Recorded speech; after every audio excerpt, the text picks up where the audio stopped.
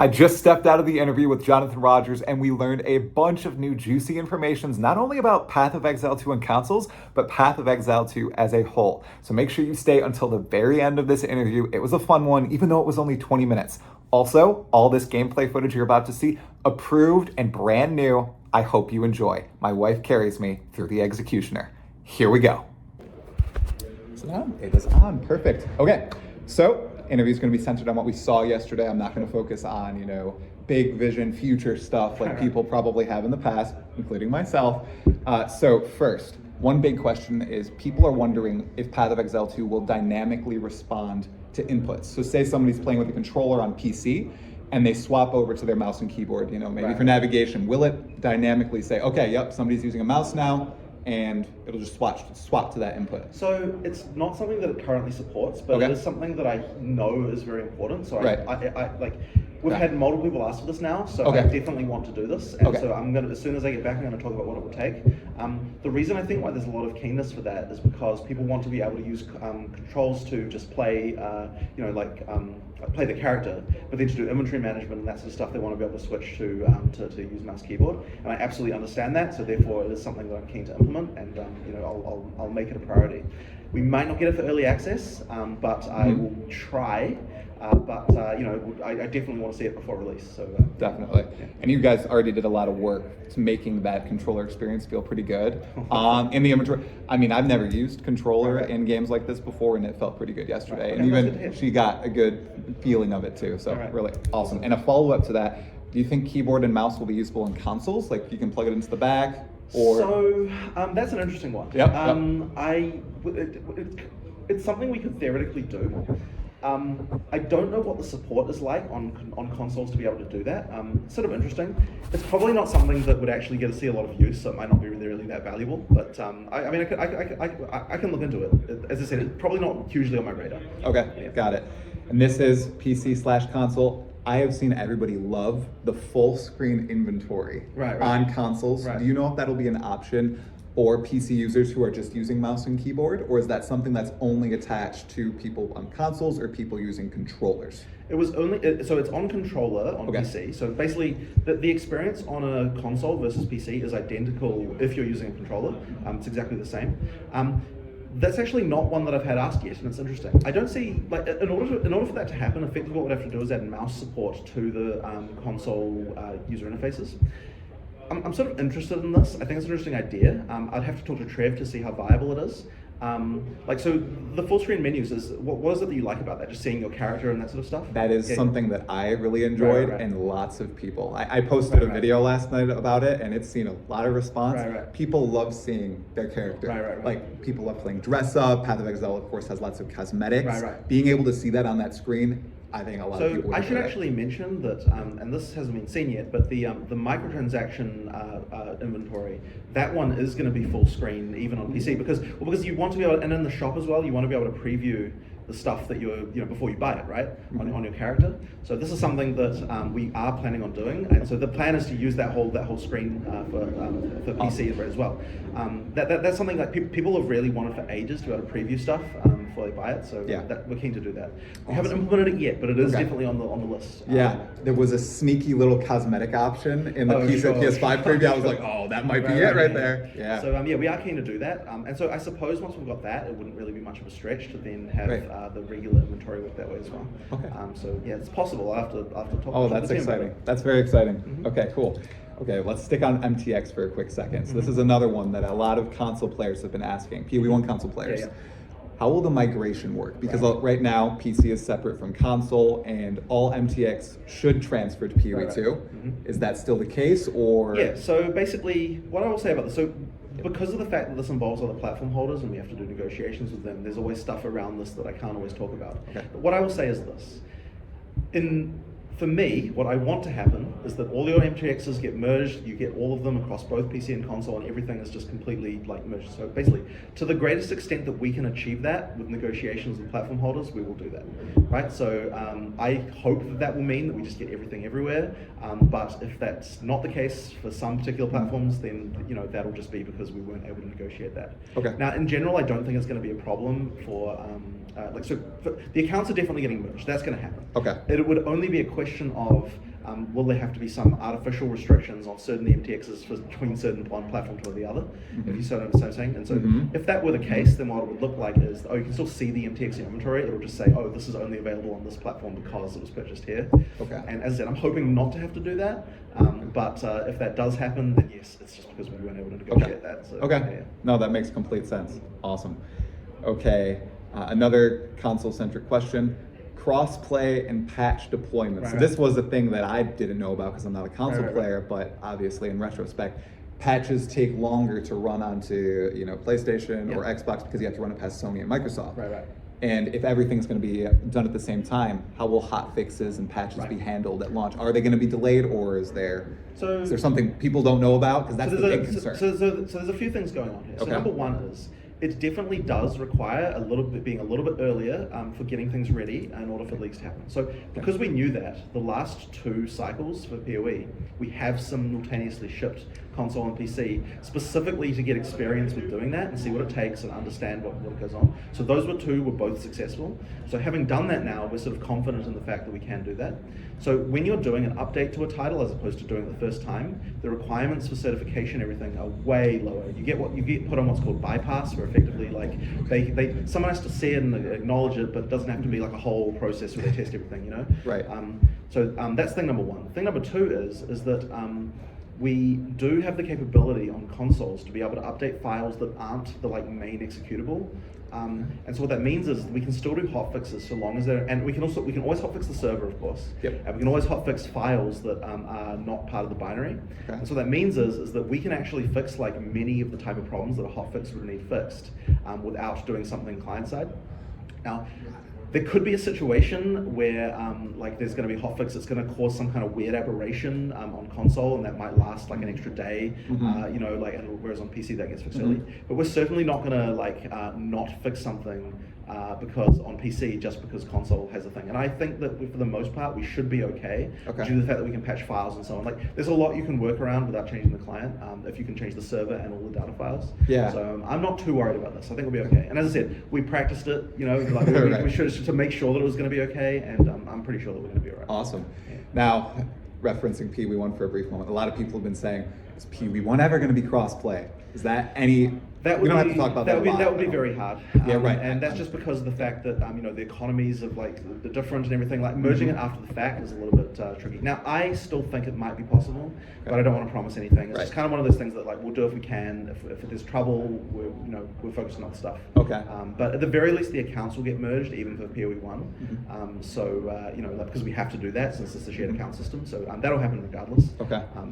As for crossplay between, I'm not so sure about that. Got it. Yeah. You segued into my next question so well. So obviously it would be hard because PoE1 economy and everything. How's the PoE2 economy going to work? Is it going to be all one marketplace because everyone's crossplay? Yeah, it has to be. Okay. Yep, has to be. And on that fact, will the marketplace be in-game for console users? So that is an interesting one. So yes. Hotly requested. Right. Still not entirely certain what we'll end up with here. Now, one possibility here is that we'll be able to the web user interface for trade is got so many more features than what an in-game version could have, just because it's so much easier to do that stuff. And also, we've got a web developer who maintains that thing, and he's constantly paying attention to what the players want and stuff to kind of be able to add features to it and so on. So it would be so much harder to be able to do that in an in-game thing. Now, but I understand the problem with console, right? Right. So the question is what should the experience be? Now, I think that the best experience might be that because the way the new trade system works is effectively you can use the web browser. When you click the button, your character gets sent to the hideout to be able to do the instant buyout with the thing, right? So what that means is that we've already got a connection between the website and the game. So the best experience for console users might be that they do browse the trade website on their phone, they find the item, they push the button, and then they kind of go there. So that's a way that it can work. Yeah. And that would mean we have to make the trade website really usable on phone to be able to kind of make sure that happens. So that's an option. But that being said, I do agree that it would be nice if there was something in game. Now, the currency market will definitely be in game. So there are technically 2 trade systems that we're talking about when we're talking about this stuff, right? Because we have a more stock market style thing for just currency to currency. Okay. So effectively for that one, you've got like sell and buy orders. Like it's actually fine to have high liquidity. I'm turning into a finance person now. Go for it. It's fine to have high liquidity for currency because it's self-syncing. Like it gets used. The thing where we have to be careful about liquidity is for equipment because that doesn't get destroyed. So the whole thing where we have instant buyouts, what that's predicated on is having the gold as the sink, where effectively like the gold effectively gets destroyed when a trade happens, and that effectively is the currency sink that allows item trades to be able to happen with instant buyouts. Now, where was I going with that? I was going somewhere. Hang on a second. So You're fine. yeah. Anyway, the two trade systems. Yeah, so there's two trades. Sorry. So the currency one will definitely be in game. The item one is in game in the sense that the actual buyout happens in game. It's just a question of the indexing, the searching, and all that sort of stuff. Right. And as I said, I'd like to do it. I don't know that it could have as many features as it could have on the website. So I think, and the website's always going to be there, right? So one possibility is we have a simpler search in game that you can use if you're just kind of not like doing all complicated stuff. People on the website, they've got all sorts of crazy filters and stuff that they set up, and like, I know. they're like instantly poaching items the moment that that they come up and so on. So 500 whispers. Yeah, it's very unlikely that will be the case in an in-game console UI. You know what I mean? Yeah. So there's probably what I imagine we could do is have some kind of simpler console user interface, and then have the website. You can use it on your phone if you want to do it. Okay. So that's kind of my vision of probably how it will be. But we'll see what we get there. We haven't implemented the anything in game for that yet. We've implemented the back end and stuff, and we've got like stuff working, but we haven't implemented the an in-game search or anything like that. And that will be there for early access launch, you think? You're aiming? Certainly, the trade system itself will be there. It has to be because otherwise we won't test it, right? Yeah. Whether the in-game, I think less likely. The in-game for currency trade will be in. For sure, that'll definitely be there. It has to be because that'll mean your mapping experience and everything is a lot easier because a lot of the currency trading you're doing is just getting currency to run maps and stuff. That needs to be easy. It's the item stuff that'll probably still be website driven at early access. Okay, I would suggest. This wasn't on my list, but I want to ask it since we're talking a lot about currency. In this playthrough, I noticed a lot more currency orbs were dropping. Was that an intentional buff to the drop rate? Is that what we should expect? So effectively we learned a lot from the last playtest, and currency does have the effect of pushing up the bottom as far as like what sort of issues you have. So effectively, obviously PoE is a game with like a big band of of what you can find, like what you get and so on. What we want to be able to do is push the bottom up without making the top move up too much. So we made a lot of changes, some of them more subtle than others, and one of the changes was, so you might have noticed before that the disenchant rate for transmutes was 15-1, now it's 10-1. We've made selling more powerful and so on. We also added way more blue items in general. I noticed that. And that meant that because you can disenchant the blue items, it means that you're getting a lot more transmutes from that way. We also we didn't technically change the currency drop rate. So technically we didn't. What we did is, and this was a sort of a weird one. The only actual number that got changed for drop rates was making the chance to be blue, like magic item higher. And what that actually does is, surprisingly, it gives you more items because the way that our drop system works in PoE2 is that we have different drop pools for different rarities. So when something drops as normal, it's way more likely to be gold and like a small gold pile. And so effectively what happened was that there's less small gold piles now and more actual items, because when they upgrade to blue, they're more likely to be items. And so that effectively buffed items quite a lot, but also means that even when it does spawn as gold, you get more gold. And then also because there's more blue items, you get more disenchant opportunities, you get more transmutes, and because of that you get more currency. So overall it just kind of changed things quite a lot. It did. Even the smallest change, because that was a relatively small change to like one number somewhere, can have like a big effect on the overall economy. And the reason I knew that the item system was bad is because Chris was playing it and he was like, I think the item system is bad. Oh no! And so we were like, okay, we need to do something about this. So yeah, that was the main change. We made a few other changes as well, but all of that stuff. It made it a lot better. So I think the item system is a much better place than it was before when we did the last test. What was Chris playing? Was he playing a warrior? What was he playing? I think he was playing a ranger, actually. Ranger? Okay. I think he was playing a ranger, Okay. I always imagined him playing warrior. You know. Well, you know, he was an Amazon player in D2 a lot of the time. Okay, very cool, good stuff. Okay, back to couch co-op and controller. I'm curious, can one person in couch co-op play with a controller and one with keyboard and mouse on a PC? Not currently allowed. Okay. That's just because the interface for the web, like it would have to be the couch co-op interface, so we'd have to have mouse keyboard support to the couch co-op user interface to do that. Okay. So yeah, currently it's to controller. Okay, got it. And then a question about the Steam Deck. Is this going to be available on the Steam Deck in early access? So that is the plan. I mean, look, you could play it anyway, right? It's just a question of whether the performance is okay. Right. My understanding right now is the performance isn't okay. So we need to do some work to improve that. We finally do have a Steam Deck in the office, and I believe that after this we might get some chances to go do some optimization for it. Ooh, okay. So that'll be something. But yeah, right now I believe the performance isn't up to scratch, and we need to do some better work on it. Okay. But I do agree it would be a great platform to have good support for, and I don't think there would be much we'd have to do to kind of get to the point where it's working well. Okay, perfect. Now, I've been talking with Viperesque a lot in Discord about skills, and a lot of other people have too. And he's said, you know, we just design skills and then we port them over to console. That team makes them feel good. Sure. What happens if a skill does not feel good on controllers or consoles? What would you go about doing then? Do you cut the skill? I don't want the controller to influence what stuff that we would do on PC. And there's actually a thing around WASD with this that kind of where my mindset around this changed a little bit, because when we were talking about doing WASD, the big concern was, like if we do like moving while shooting with WASD, that'll make click to move click to move will be at a disadvantage compared to WASD players. And I felt the same way. I felt like, yeah, this is going to be a problem, but I decided to try it anyway. And I think that was the right move, because we ended up with something that I think was much better than if we hadn't done it. And so I think that the mindset of, I'm worried about how this will play on another platform or another control scheme is a bad thing, because it makes you not try stuff that I think that you would otherwise, that can otherwise be good.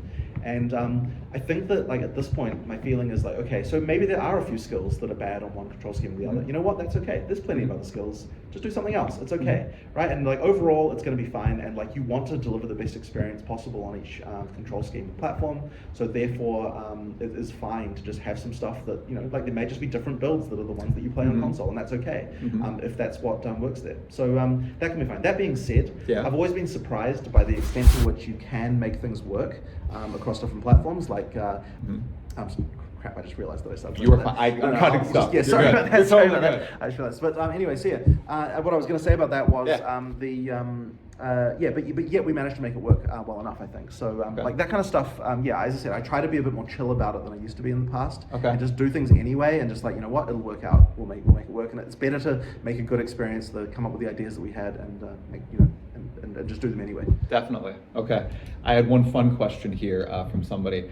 We have hardcore mode. And now that we have couch co-op, perhaps friendly fire mode? Is that a possibility at all in a game like Path of Exile 2? You know what? I've always loved friendly fire. You know, one of my favorite things is Iron Man D1. I don't know if you've ever played D1. Well, yeah, right. But effectively, what that is where you don't get time. Now that game has friendly fire, and so it's really, really rough playing that game. Like, that it is fun. So I like that. Yeah.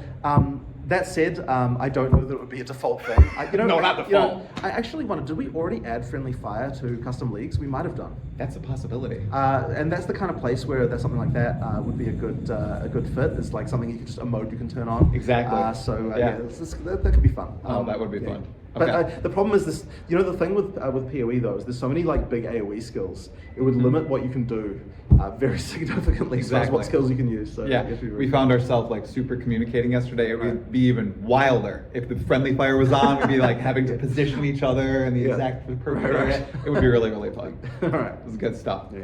Are we at time? If you have a tiny one, you can have a tiny one. Oh, awesome. Tiny one? Oh, tiny one. Okay. I've been asking this to a few people, and I just want a soundbite from you. Sure. Why are you excited about Path of Exile 2? For me, it just comes down to like the combat being so much better. Like I like one of the big motivations for me is the fact that every time we announce a PoE1 expansion, like in the community we've got a lot of excitement, but outside the community what you see is, I tried that game, I didn't really like how the combat felt. And I'm sick of that. I don't want to see it anymore. I want to fix that problem and make it so that the combat is great, and all the stats and items and all that other stuff we're doing is also great. So that's kind of the best of both worlds for me. So like that's what I'm really excited about. I just want people to experience that combat in the field there. for what it's worth, that's what I've been pushing a lot in my last few videos, really reaching out to that community of people who tried PoE1, bounced, and are going to try PoE2. They are so excited. I posted a video at like 3 a.m. last night. It's popping off. People are commenting. They're like, oh my gosh, this sounds amazing. I can't wait to try it. So it's good stuff. Good stuff. Thank you so much for your time, Jonathan. I really appreciate it. Thank you. Awesome. Let me turn this off. If you liked the interview with Jonathan, make sure you like the video, subscribe to the channel, and hit the sub notification bell if you'd like me to continue to keep going to these Path of Exile 2 events. It's your support that is getting me here. I thank you all tremendously for it, and I'd love to continue doing this in the future. And you can watch this video right now in which I give my raw first impressions about Path of Exile 2 on consoles. Enjoy.